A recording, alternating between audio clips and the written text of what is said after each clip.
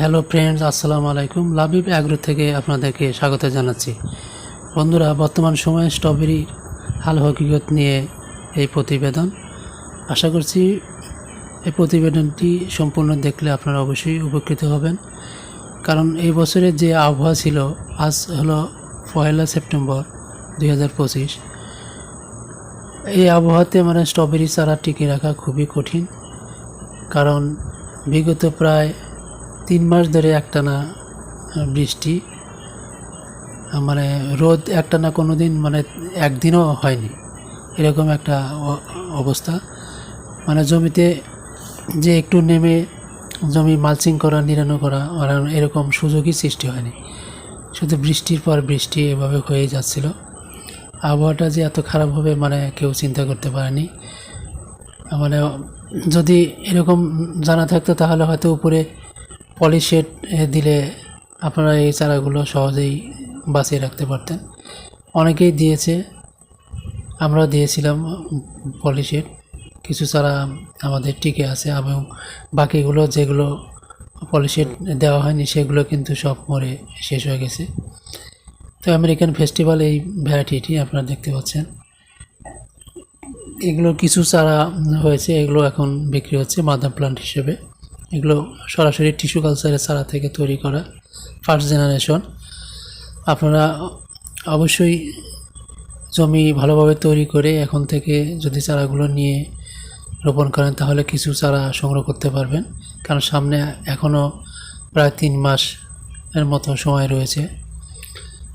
এখান থেকে বেশ কিছু রানার বের হবে এবং চারাগুলো যেহেতু টিস্যুর চারা, সুতরাং রানারের সংখ্যা দ্রুত বের হবে।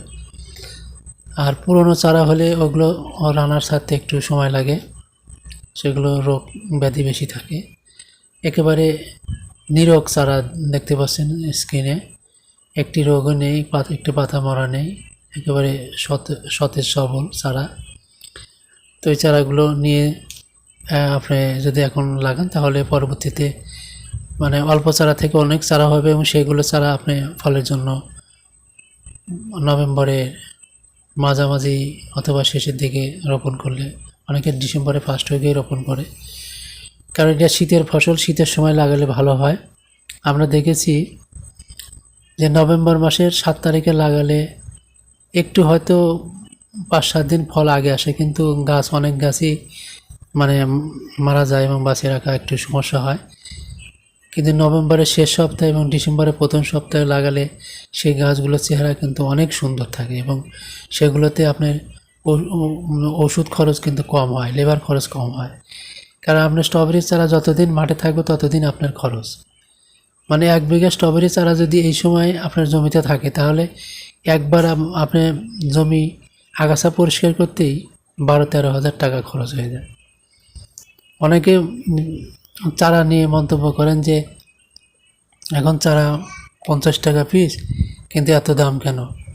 আসলে চারা তৈরি করতে যে পরিশ্রম, যে খরচ, যারা তৈরি করে একমাত্র তারাই জানে। আমরা প্রতি পিস চারা 500 টাকা করে কিনে নিয়ে আসি। F24 600 টাকা পিস চারা কিনে নিয়ে আসছিলাম, সেগুলো থেকে চারা তৈরি করছি। তাহলে একবার ভেবে দেখেন যে চারাগুলো যে আমরা কত কষ্ট করে বাঁচিয়ে রেখে, লেবার খরচ করে, ওষুধ পানি দিয়ে সার কীটনাশক দিয়ে আমরা তৈরি করেছি। তাহলে এখন এই মুহূর্তে 50 টাকা বেশি বিক্রি করলেও কিছু থাকে না, শুধু আপনাদের সৌজন্যে এটা বিক্রি করা। আর যখন শীতের সময় সিজন হবে, নভেম্বর ডিসেম্বর আসবে, তখন তো ওই 15-20 টাকা 12 টাকা তো চারা পাওয়া যায়, অ্যাভেলেবল আমরা দিতে পারি। কিন্তু এই সময় তো 50 টাকার নিচে চারা কোনো ক্রমেই দেওয়া সম্ভব না। এবং এই চারাগুলো আপনারা নিলে অবশ্যই লাভবান হবেন। যারা কাছে আছেন তারা এখানে এসে চারা নিয়ে যেতে পারেন, এবং দূরে যারা আছেন তাদের কোরিয়ারের মাধ্যমে এই চারাগুলো পাঠিয়ে দিই। আপনারা যোগাযোগ করলে অবশ্যই চারাগুলো পাঠিয়ে দেব। আর এই সময় চারার যত্ন, যে এই কদিনে কিন্তু রোদ হচ্ছে, 1 সেপ্টেম্বর 2025, আজকে কিন্তু প্রচুর রোদ গেছে এবং প্রচণ্ড গরম, মাঠে কাজ করার মতো পরিস্থিতি ছিল না, এত গরম ছিল।